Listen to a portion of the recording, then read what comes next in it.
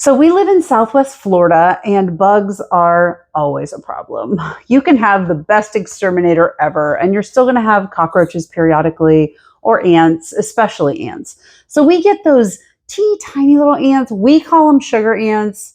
I think they're called some other kind of ant. But anyway, so we found these Terro liquid ant baits that work really well around our house. So we will hide them in places that our pet can't get to. We don't have any small children, but our dog, we'll put them like under the oven, things like that, or anywhere close to water, under bathroom sinks, and they work great. So they come, this is a pack of 6 stations. They do recommend you use all 6 at one time, but we typically don't.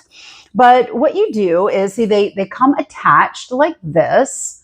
What you do is you break them apart. And then at the top up here, you can either cut that or it will twist to come off. And once it's off, then you just set the bait wherever you want it so that the label is face up.